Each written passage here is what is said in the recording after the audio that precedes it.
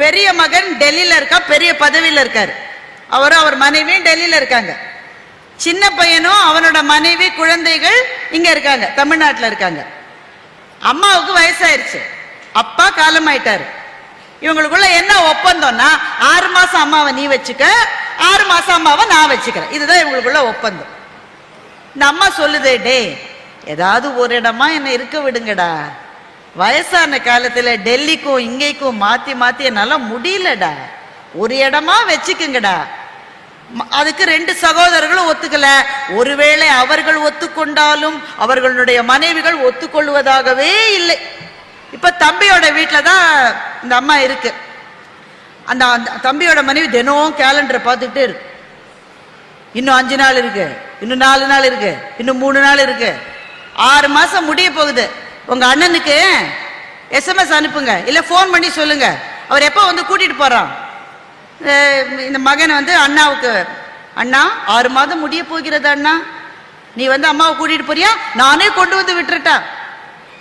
உடனே அண்ணன் என்ன பதில் சொல்லிருப்பாருன்னு நினைக்கிறீங்க?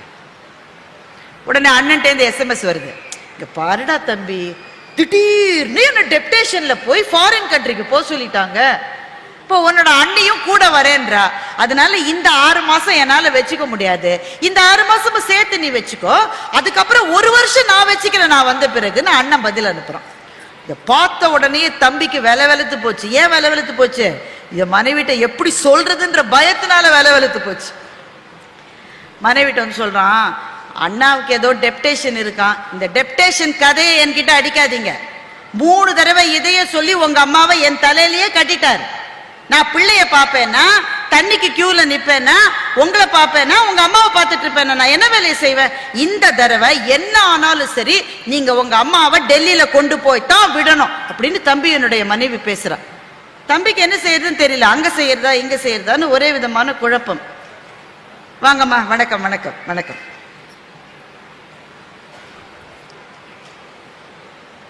நான் மிகவும் மதித்து போற்றுகிற கலைஞர் நர்த்தகி நடராஜ் வந்திருக்காங்க. உங்கள் சார்பில் சக்தி வந்திருக்காங்க. மிக மிக மிக மகிழ்ச்சியான தருணங்களை எனக்கு கொடுத்தவர்கள். எங்கள் மதுரை கம்பன் கழகத்தில் அவருடைய நடன நிகழ்ச்சியை பார்த்த அந்த ஞாபகம் அவ்வளவு பசுமையாக இருக்கிறது. உங்களை பார்க்கறதுக்கு தான் இவ்வளவு பெருங்கூட்டம் வந்திருக்கிறது. நான் இன்னும் ஒரு 5 அல்லது 10 நிமிடத்தில் இந்த உரை முடிந்துடும்.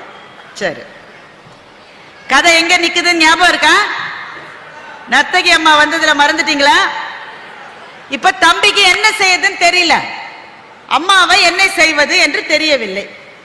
அண்ணாவுக்கு போன் பண்றான், இந்த தடவை என்னால வச்சுக்கவே முடியாது அண்ணா, எங்க வீட்டுல நிறைய பிரச்சனை இருக்கு, நீ எப்படியாவது கூட்டிட்டு போயிடு. அண்ணா சொல்றான், இதை பாரு, உன்னுடைய ஒய்ஃப் பேச்ச கேட்டுக்கிட்டு நீ இந்த மாதிரி மோசமா நடந்துக்காத. தம்பி சொல்றான், நீ மட்டும் நீ உங்க ஒய்ஃப் பேச்ச கேட்டு தானே நடந்துக்கிற, நீ 2 பேருக்கும் சண்டை எதுக்கு? அம்மாவை நீ வச்சுக்கிறதா நான் வச்சுக்கிறதான்றதுக்கு சண்டை. இப்போ அன்னைக்கு இவங்களுடைய குடும்ப நண்பர் ஒருத்தர் இருக்காரு, அதாவது இவங்க அப்பா கூட வேலை செய்தவர், அவரை போய் தம்பி பார்க்கணும். தம்பி பார்த்துட்டு சொல்றான், அங்கிள் ரொம்ப பிரச்சனையா இருக்கு, இந்த ஏதாவது ஒரு சொல்யூஷன் ஒன்று கொடுங்க இதுக்கு என்று அந்த நண்பரிடம் போய் தம்பி கேட்கிறான். அந்த நண்பர் சொல்றாரு, இதை பாருப்பா, இப்ப தானே ஒரு சொல்யூஷன் வந்துருச்சு, நீ உங்க அம்மா வச்சுக்கணுமா உன் தம்பி வச்சுக்கணுமான்ற பிரச்சனையில இருந்து தானே ஒரு சொல்யூஷன் வந்தாச்சு. என்ன சொல்யூஷன்? உங்க அப்பாவுடைய பேர்ல ஒரு லேண்ட் இருந்தது, சென்னையில ஒரு லேண்ட் இருந்தது, அதனுடைய மதிப்பு இன்னைக்கு 1 கோடி ரூபாய்.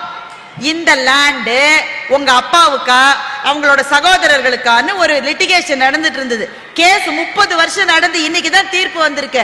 உங்க அப்பாவுக்கு தான் இந்த லேண்டுன்னு தீர்ப்பு வந்தாச்சு. உங்க அப்பாவினுடைய லீகல் ஹேர் வந்து உங்க அம்மா தான். அதனால உங்க அம்மாவுக்கு இப்ப 1 கோடி ரூபாய் கிடைக்க போகுது. அவங்க தனியா ஒரு வீட்டை வச்சுக்கிட்டு தன்னை பாத்துக்கிறதுக்கு 2-3 ஆட்களை வச்சுக்கிட்டு தனியாவே நிம்மதியா இருக்கலாம்ப்பா, உனக்கும் பிரச்சனை இல்லை உங்க அண்ணனுக்கும் பிரச்சனை இல்லைன்னு சொல்லி குடும்ப நண்பர் சொல்லுகிறார். இதுக்கப்புறம் என்ன நடந்திருக்குன்னு நினைக்கிறீங்க? தம்பி வீட்டுக்கு போய் அம்மா கிட்ட, அம்மா நான் யோசிச்சு பார்த்தேம்மா, உன்னை அங்கேயும் இங்கேயுமா அனுப்புறது எந்த விதத்திலையுமே நியாயம் இல்லைன்னு எனக்கு புரிஞ்சிருச்சுமா, எங்களோடையே நீங்க எப்பவும் இருக்கலாமான்னு தம்பி சொல்லும் போது போன் அடிக்குது. யார் போன் பண்ணிருப்பாங்கன்னு உங்களுக்கு தெரியுமே? அண்ணன் போன் பண்ணி, தம்பி நான் யோசிச்சு பார்த்தேன்டா, டெப்டேஷன்லாம் வரும் போகும், வாழ்க்கையில அதுவா பெரிய விஷயம், தாயை பாதுகாப்பது தானே ஒரு மகனுக்கு தலையாய கடமை, நீ உடனே அம்மாவை நானே வந்து கூட்டிட்டு போறேன்டா, என்கிட்டயே இனிமே அம்மா இருக்கட்டும்டா.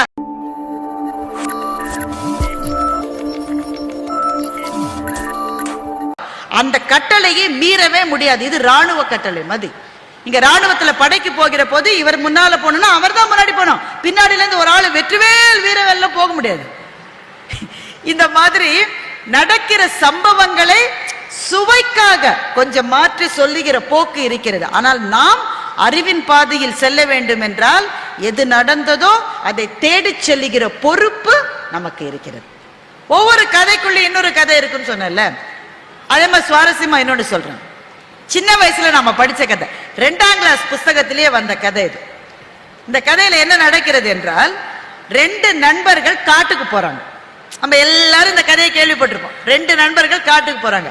2 பேருக்கு என்ன ஒப்பந்தம்னா, உனக்கு ஒரு பிரச்சனைனா நான் காப்பாத்துவேன், எனக்கு ஒரு பிரச்சனைனா நீ காப்பாத்துவேன். பேசிக்கிட்டே போகும்போது கரடி வந்துருச்சு. அல்ல ஒருத்தனுக்கு தான் மரம் ஏற தெரியும். கரடியை பார்த்த உடனே ஃப்ரெண்டை விட்டுட்டு மரத்து மேல ஏறிட்டான். இந்த ஃப்ரெண்ட் என்ன செய்வான், அப்படியே படுத்துக்கிட்டு மூச்சை அடக்கிட்டு செத்து போனா போல, மரணம் அடைந்தால் போல இருந்தான். கரடி வந்து அவனை முகர்ந்து பார்த்தது, அவன் இறந்துட்டான்னு நினைச்சிட்டு கரடி விட்டுட்டு போயிடுச்சு. அப்ப இந்த ஃப்ரெண்டு மரத்துல இருந்து இறங்கி வந்து, கரடி ஒன்ட்டு என்னவோ சொல்லிச்சு இல்ல, என்ன சொல்லிச்சுன்னு கேட்டானோ. இவன் சொன்னானா, இந்த மாதிரி நண்பனோட இன்னொரு தடவை காட்டுக்கு வராதன்னு கரடி சொல்லிச்சு.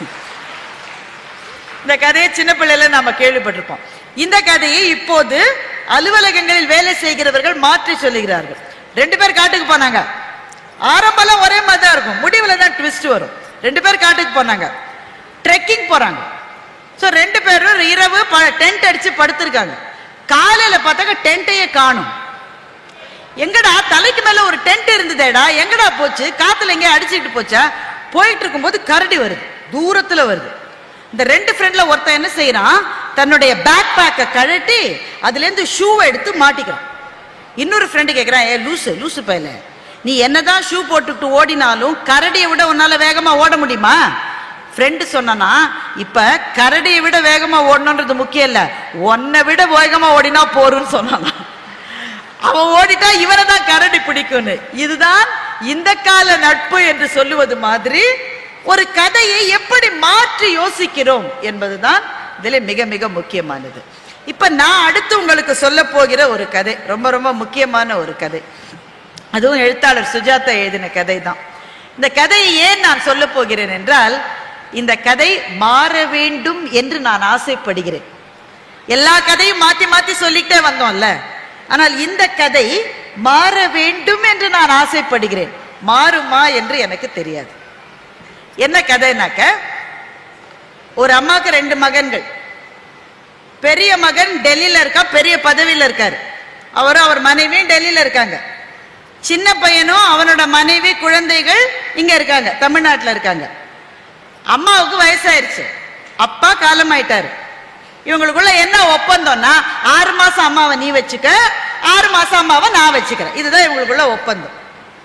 இந்த அம்மா சொல்லுதே, டே ஏதாவது ஒரு இடமா என்ன இருக்க விடுங்கடா, வயசான காலத்துல டெல்லிக்கும் இங்கேக்கும் மாத்தி மாத்தி என்னால முடியலடா, ஒரு இடமா வச்சுக்குங்கடா. அதுக்கு 2 சகோதரர்களும் ஒத்துக்கல. ஒருவேளை அவர்கள் ஒத்துக்கொண்டாலும் அவர்களுடைய மனைவிகள் ஒத்துக்கொள்வதாகவே இல்லை. இப்ப தம்பியோட வீட்டுல தான் இந்த அம்மா இருக்கு. அந்த தம்பியோட மனைவி தினம் கேலண்டரை பார்த்துக்கிட்டே இருக்கு. இன்னும் 5 நாள் இருக்கு, இன்னும் 4 நாள் இருக்கு, இன்னும் 3 நாள் இருக்கு, 6 மாசம் முடிய போகுது. உங்க அண்ணனுக்கு SMS அனுப்புங்க, இல்ல போன் பண்ணி சொல்லுங்க, அவர் எப்ப வந்து கூட்டிட்டு போறான். இந்த மகன் வந்து அண்ணாவுக்கு, அண்ணா 6 மாதம் முடிய போகிறது அண்ணா, நீ வந்து அம்மாவை கூட்டிட்டு போறியா, நானே கொண்டு வந்து விட்டுட்டா. உடனே அண்ணன் என்ன பதில் சொல்லிருப்பாருன்னு நினைக்கிறீங்க? உடனே அண்ணன்ட்டேந்து SMS வருது, இங்க பாருடா தம்பி, திடீர்னு என்ன டெப்டேஷன்ல போய் ஃபாரின் கண்ட்ரிக்கு போக சொல்லிட்டாங்க, இப்போ உன்னோட அண்ணியும் கூட வரேன்றா, அதனால இந்த 6 மாசம் என்னால வச்சுக்க முடியாது, இந்த 6 மாசமும் சேர்த்து நீ வச்சுக்கோ, அதுக்கப்புறம் 1 வருஷம் நான் வச்சுக்கிறேன் நான் வந்த பிறகு நான் அண்ணன் பதில் அனுப்புறான். இதை பார்த்த உடனே தம்பிக்கு விலை வெளுத்து போச்சு. ஏன் விலை வெளுத்து போச்சு? இதை மனைவிட்ட எப்படி சொல்றதுன்ற பயத்தினால விலை வெளுத்து போச்சு. மனைவிட்ட வந்து சொல்றான், அண்ணாவுக்கு ஏதோ டெப்டேஷன் இருக்கான், இந்த டெப்டேஷன் கதையை என்கிட்ட அடிக்காதீங்க. 3 தடவை இதையே சொல்லி உங்க அம்மாவை என் தலையிலேயே கட்டிட்டார். நான் பிள்ளைய பாப்பேன்னா, தண்ணிக்கு கியூல நிப்பேன்னா, உங்களை பாப்பேன்னா, உங்க அம்மாவை பார்த்துட்டு இருப்பேன்னா நான் என்ன வேலையை செய்வேன்? இந்த தடவை என்ன ஆனாலும் சரி, நீங்க உங்க அம்மாவை டெல்லியில கொண்டு போய் தான் விடணும் அப்படின்னு தம்பி என்னுடைய மனைவி பேசுறான். தம்பிக்கு என்ன செய்யறதுன்னு தெரியல, அங்க செய்யறதா இங்க செய்யறதான்னு ஒரே விதமான குழப்பம். வாங்கம்மா, வணக்கம் வணக்கம் வணக்கம்.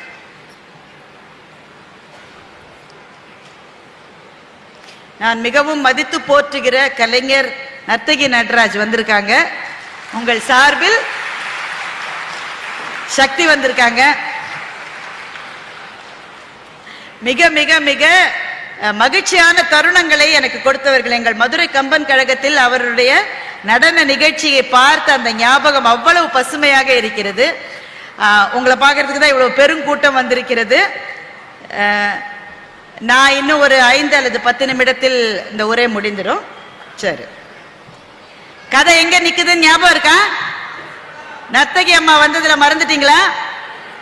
இப்ப தம்பிக்கு என்ன செய்யுதுன்னு தெரியல, அம்மாவை என்ன செய்வது என்று தெரியவில்லை. அண்ணாவுக்கு போன் பண்றான்.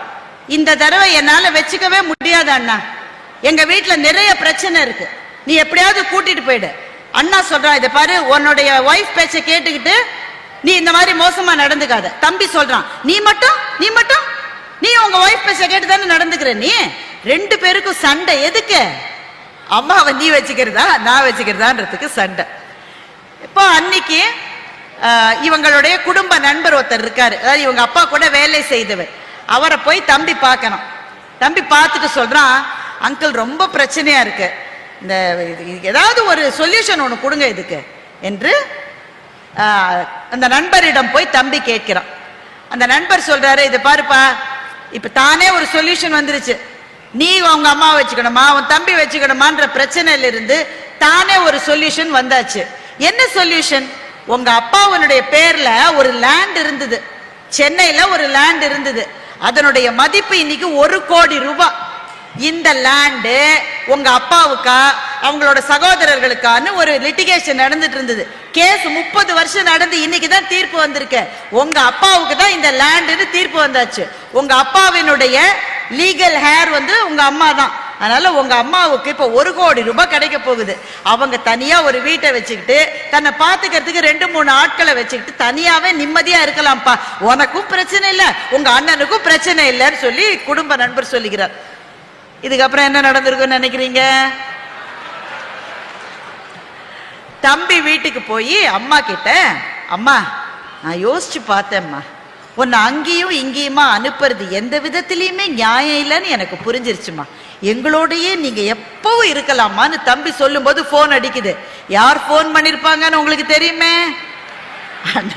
அண்ணன் போன் பண்ணி, தம்பி நான் யோசிச்சு பார்த்தேன்டா, டெப்டேஷன்லாம் வரும் போகும், வாழ்க்கையில அதுவா பெரிய விஷயம், தாயை பாதுகாப்பது தானே ஒரு மகனுக்கு தலையாய கடமை, நீ உடனே அம்மாவை நானே வந்து கூட்டிட்டு போறேன்டா, என்கிட்டயே இனிமே அம்மா இருக்கட்டும்டா என்று அண்ணன் சொல்லுவதோடு கதை முடிகிறது.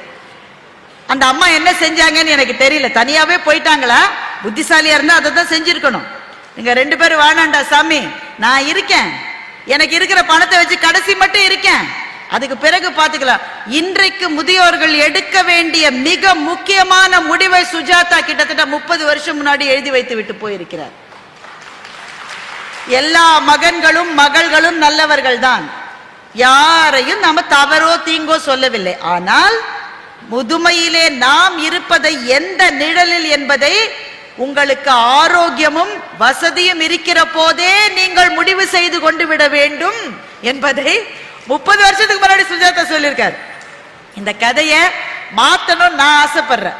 அந்த அம்மாவுக்கு சொத்து வராமலேயே அண்ணனும் தம்பியும் அம்மா என்னோட தான் இருக்கணும்னு சொத்து இல்லாத அம்மாவுக்காக சண்டை போடுகிற அண்ணனும் தம்பியும் இருந்தால் இந்த கதை எவ்வளவு நல்ல கதையாக இருக்கும் என்று நான் நினைக்கிறேன். ஆனால் அப்படி நடக்குமா என்று எனக்கு தெரியவில்லை. நிறைவாக, மிக மிக நிறைவாக ஒரே ஒரு கதை, அறம் என்கின்ற தலைப்பில் எழுத்தாளர் ஜெயமோகன் எழுதிய ஒரு கதை. அதோடு என்னுடைய உரையை நிறைவு செய்யலாம் என்று நினைக்கின்றேன். இந்த அறம் என்கிற கதையில ஒரு எழுத்தாளர், இது கிட்டத்தட்ட 30 வருஷம் முன்னாடி, 40-45 வருஷம் முன்னாடி நடந்த கதைங்க. சுதந்திரத்துக்கு பிறகு நிறைய பதிப்பாளர்கள் நாட்டுக்கு உழைத்த நல்லவர்ன்ற பேர்ல புக்கெல்லாம் போடுவாங்க. காந்தியை பற்றி, நேருவை பற்றி நிறைய புக்ஸ் எல்லாம் வரும். இந்த புத்தகங்களை எழுதுவதற்கு ஒரு எழுத்தாளர் அவங்களுக்கு தேவையா இருந்தார். அப்ப உண்மையிலேயே ஒரு எழுத்தாளர் இருந்தார். அந்த எழுத்தாளர்கிட்ட இவங்க கேட்டாங்க, 100 புக்கு வேணும்னு கேட்டாங்க. எவ்வளவு புக்கு? 100 புக்கு. ஆனா ஒரு வருஷத்துக்குள்ள வேணும். அப்ப ஒரு புக்கு எழுத 3 நாள் தான் டைம். ஒரு புத்தகத்துக்கு 3 நாள் மாத்திரமே நேரம். ஒரு எழுத்தாளரால எப்படிங்க எழுத முடியும்? இன்றைய மாதிரி லேப்டாப் கிடையாது, உங்களுக்கு வேர்ட் ப்ராசஸர் கிடையாது, சாட் ஜிபிடி கிடையாது. நீ சொன்னாலே அதுவே எழுதிடுறது. சாட் ஜிபிடி எதுவும் கிடையாது. உட்கார்ந்து கை ஒடிய ஒடிய ஒடிய அந்த எழுத்தாளர் 100 புத்தகங்களை எழுதியிருக்கிறார். அந்த பதிப்பாளர்கிட்ட என்ன சொல்லியிருக்காருன்னா, ஐயா என்கிட்ட காசு கொடுக்காதீங்க, நீங்களே சேர்த்து வச்சுக்குங்க. ஏன்னா என் கையில காசு வந்தா செலவழிச்சிருவேன், நீங்களே வச்சுக்குங்க. ஒரு புக்குக்கு 500 ரூபாவோ எவ்வளவோ நீங்களே வச்சுக்கிட்டு எனக்கு கடைசியில கொடுங்கன்னு சொல்றாரு. இப்ப நடுவில் செலவுக்கு கொஞ்சம் வாங்கினது போக பொண்ணுக்கு கல்யாணத்தை நிச்சயம் பண்ணிட்டு பதிப்பாளர்கிட்ட போய் நீங்க எனக்கு 5000 ரூபாய் கொடுக்கணும், நான் புக்கெல்லாம் எழுதிட்டேன், 5000 ரூபாய் கொடுங்கன்னு. அந்த பதிப்பாளர் சொல்றான், 5000 ரூபாய் எப்படி நான் உனக்கு கொடுக்கணும்? கணக்கு ஒழுங்கா பத்திய 300 ரூபாய் தரேன், இப்ப வச்சுக்க, அப்புறம் கொஞ்சம் 1000 ரூபாய் தரேன், அவ்வளவுதான் முடியும்னு பதிப்பாளர் சொல்லிவிட்டார். இப்படிலாம் தமிழ்நாட்டில் நடந்திருக்கிறது என்பதை உங்களால் நம்ப முடியுமானால் அப்படித்தான் எழுத்தாளர்களுடைய நிலைமை இருந்தது. இவர் என்ன செய்வாரு? பொண்ணுக்கு கல்யாணத்தை வச்சுட்டாரு, அழறாரு, கெஞ்சறாரு, காலில் விழறாரு, மண்ணை வாரி தூக்கி அவரை ஏசுறாரு, நல்ல கன்னத்துல அடிச்சு அனுப்பிச்சிட்டாரு. என்ன நீ தின்ற சோறு நான் போட்ட பிச்சை, என்னடா நினைச்சிட்டு இருக்க நீ? 5000 ரூபாய் கேட்கிற அளவு நீ பெரிய ஆளா? தொலைச்சிருவேன்னு சொல்லி அந்த பதிப்பாளர் இவரை அடித்து விரட்டி விடுகிறார்.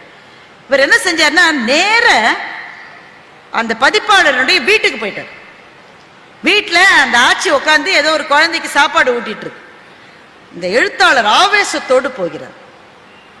எழுத்தாளனுடைய தலையில மண்ணை போட்டுட்டு நீ நல்லா வாழ்ந்துருவியா, நீ உங்க குடும்பத்துல இனிமே எவனுக்குமே படிப்பு வராது அப்படின்னு ஒரு சாபம் மதி சொல்லிட்டு தன்னுடைய வீட்டுக்கு போயிட்டார்.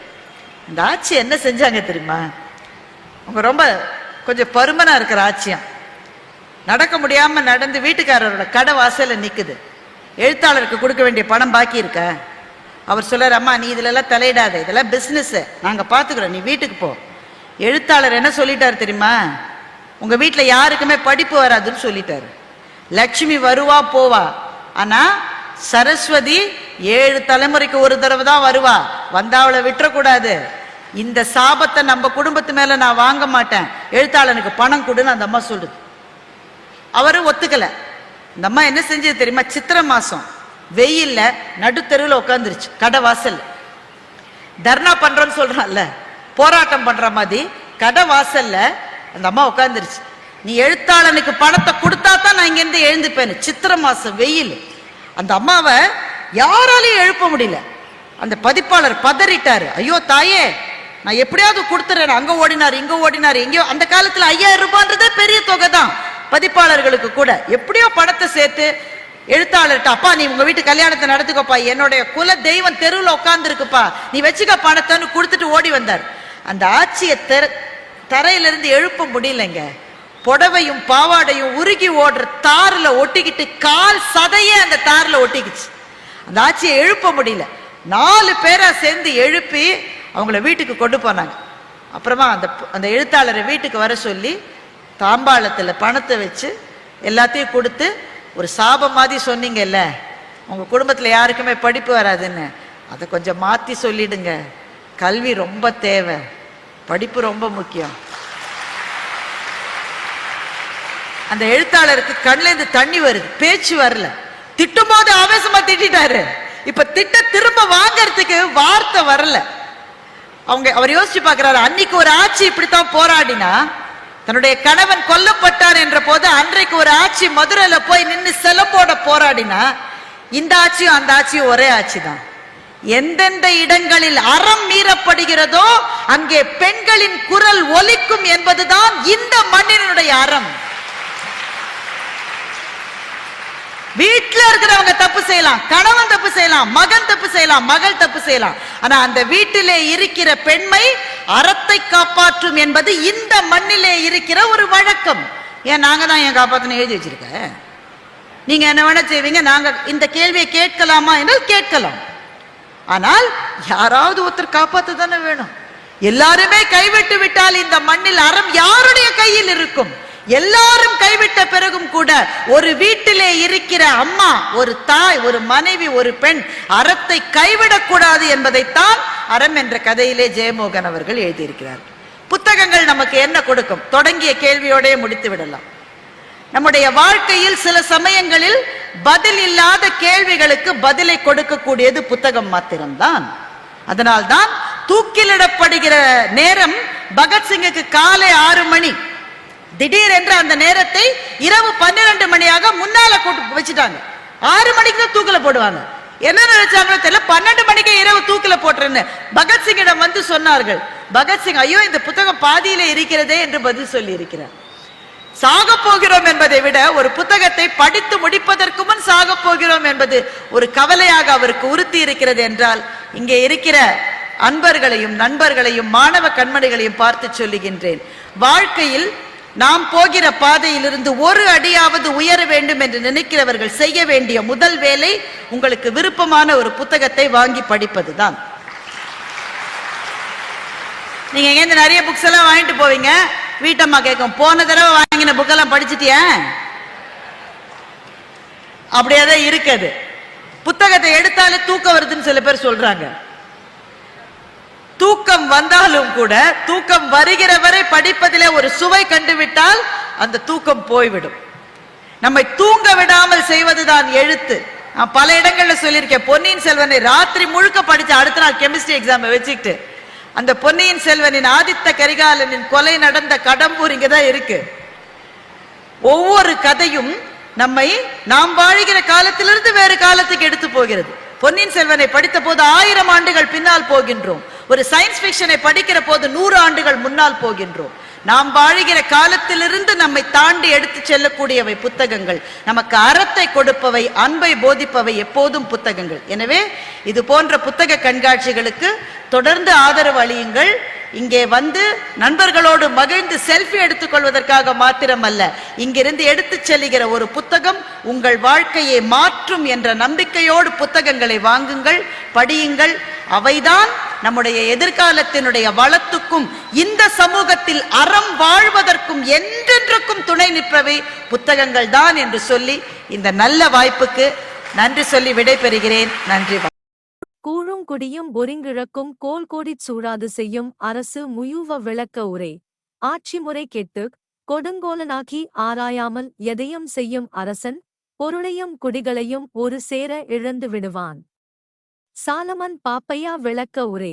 மேல்வருவதை எண்ணாது தவறாக ஆள்பவன் தன் செல்வத்தையும் செல்வம் தரும் குடிமக்களையும் சேர்ந்தே இழந்து விடுவான். கலைஞர் விளக்க உரை. நாட்டுநிலை ஆராயாமல் கொடுங்கோல் புரியும் அரசு நிதி ஆதாரத்தையும் மக்களின் மதிப்பையும் இழந்துவிடும். கூழும் குடியும் ஒருங்கிழக்கும் கோல் கோடிச் சூழாது செய்யும் அரசு முயூவ விளக்க உரை. ஆட்சி முறை கெட்டுக் கொடுங்கோலனாக்கி ஆராயாமல் எதையும் செய்யும் அரசன் பொருளையும் குடிகளையும் ஒரு சேர இழந்து விடுவான். சாலமன் பாப்பையா விளக்க உரை. மேல்வருவதை எண்ணாது தவறாக ஆள்பவன் தன் செல்வத்தையும் செல்வம் தரும் குடிமக்களையும் சேர்ந்தே இழந்து விடுவான். கலைஞர் விளக்க உரை. நாட்டுநிலை ஆராயாமல் கொடுங்கோல் புரியும் அரசு நிதி ஆதாரத்தையும் மக்களின் மதிப்பையும் இழந்துவிடும். கூழும் குடியும் ஒருங்கிழக்கும் கோல் கோடிச் சூழாது செய்யும் அரசு முயூவ விளக்க உரை. ஆட்சி முறை கெட்டுக் கொடுங்கோலனாக்கி ஆராயாமல் எதையும் செய்யும் அரசன் பொருளையும் குடிகளையும் ஒரு சேர இழந்து விடுவான். சாலமன் பாப்பையா விளக்க உரை. மேல்வருவதை எண்ணாது தவறாக ஆள்பவன் தன் செல்வத்தையும் செல்வம் தரும் குடிமக்களையும் சேர்ந்தே இழந்து விடுவான். கலைஞர் விளக்க உரை. நாட்டுநிலை ஆராயாமல் கொடுங்கோல் புரியும் அரசு நிதி ஆதாரத்தையும் மக்களின் மதிப்பையும் இழந்துவிடும். கூழும் குடியும் ஒருங்கிழக்கும் கோல் கோடிச் சூழாது செய்யும் அரசு முயூவ விளக்க உரை. ஆட்சி முறை கெட்டுக் கொடுங்கோலனாக்கி ஆராயாமல் எதையும் செய்யும் அரசன் பொருளையும் குடிகளையும் ஒரு சேர இழந்து விடுவான். சாலமன் பாப்பையா விளக்க உரை. மேல்வருவதை எண்ணாது தவறாக ஆள்பவன் தன் செல்வத்தையும் செல்வம் தரும் குடிமக்களையும் சேர்ந்தே இழந்து விடுவான். கலைஞர் விளக்க உரை. நாட்டுநிலை ஆராயாமல் கொடுங்கோல் புரியும் அரசு நிதி ஆதாரத்தையும் மக்களின் மதிப்பையும் இழந்துவிடும். கூழும் குடியும் ஒருங்கிழக்கும் கோல்கோடிச் சூழாது செய்யும் அரசு முயூவ விளக்க உரை.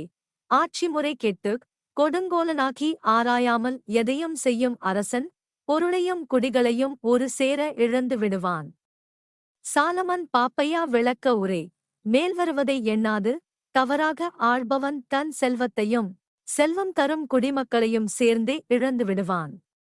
கலைஞர் விளக்க உரை. நாட்டுநிலை ஆராயாமல் கொடுங்கோல் புரியும் அரசு நிதி ஆதாரத்தையும் மக்களின் மதிப்பையும் இழந்துவிடும். கூழும் குடியும் ஒருங்கிழக்கும் கோல்கோடிச் சூழாது செய்யும் அரசு முயூவ விளக்க உரை. ஆட்சி முறை கெட்டுக் கொடுங்கோலனாக்கி ஆராயாமல் எதையும் செய்யும் அரசன் பொருளையும் குடிகளையும் ஒரு சேர இழந்து விடுவான். சாலமன் பாப்பையா விளக்க உரை. மேல்வருவதை எண்ணாது தவறாக ஆள்பவன் தன் செல்வத்தையும் செல்வம் தரும் குடிமக்களையும் சேர்ந்தே இழந்து விடுவான். கலைஞர் விளக்க உரை. நாட்டுநிலை ஆராயாமல் கொடுங்கோல் புரியும் அரசு நிதி ஆதாரத்தையும் மக்களின் மதிப்பையும் இழந்துவிடும். கூழும் குடியும் ஒருங்கிழக்கும் கோல்கோடிச் சூழாது செய்யும் அரசு முயூவ விளக்க உரை. ஆட்சி முறை கெட்டுக் கொடுங்கோலனாக்கி ஆராயாமல் எதையும் செய்யும் அரசன் பொருளையும் குடிகளையும் ஒரு சேர இழந்து விடுவான். சாலமன் பாப்பையா விளக்க உரை. மேல்வருவதை எண்ணாது தவறாக ஆள்பவன் தன் செல்வத்தையும் செல்வம் தரும் குடிமக்களையும் சேர்ந்தே இழந்து விடுவான். கலைஞர் விளக்க உரை. நாட்டுநிலை ஆராயாமல் கொடுங்கோல் புரியும் அரசு நிதி ஆதாரத்தையும் மக்களின் மதிப்பையும் இழந்துவிடும். கூழும் குடியும் ஒருங்கிழக்கும் கோல்கோடிச் சூழாது செய்யும் அரசு முயூவ விளக்க உரை. ஆட்சி முறை கெட்டுக் கொடுங்கோலனாக்கி ஆராயாமல் எதையும் செய்யும் அரசன் பொருளையும் குடிகளையும் ஒரு சேர இழந்து விடுவான். சாலமன் பாப்பையா விளக்க உரை. மேல்வருவதை எண்ணாது தவறாக ஆள்பவன் தன் செல்வத்தையும் செல்வம் தரும் குடிமக்களையும் சேர்ந்தே இழந்து விடுவான். கலைஞர் விளக்க உரை. நாட்டுநிலை ஆராயாமல் கொடுங்கோல் புரியும் அரசு நிதி ஆதாரத்தையும் மக்களின் மதிப்பையும் இழந்துவிடும். கூழும் குடியும் ஒருங்கிழக்கும் கோல்கோடிச் சூழாது செய்யும் அரசு முயூவ விளக்க உரை.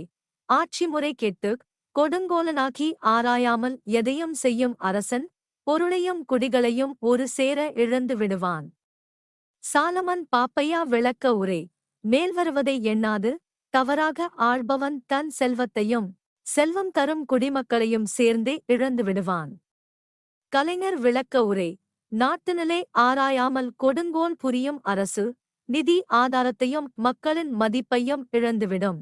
கூழும் குடியும் ஒருங்கிழக்கும் கோல்கோடிச் சூழாது செய்யும் அரசு முயூவ விளக்க உரை. ஆட்சி முறை கெட்டுக் கொடுங்கோலனாக்கி ஆராயாமல் எதையும் செய்யும் அரசன் பொருளையும் குடிகளையும் ஒரு சேர இழந்து விடுவான். சாலமன் பாப்பையா விளக்க உரை. மேல்வருவதை எண்ணாது தவறாக ஆள்பவன் தன் செல்வத்தையும் செல்வம் தரும் குடிமக்களையும் சேர்ந்தே இழந்து விடுவான். கலைஞர் விளக்க உரை. நாட்டுநிலை ஆராயாமல் கொடுங்கோல் புரியும் அரசு நிதி ஆதாரத்தையும் மக்களின் மதிப்பையும் இழந்துவிடும்.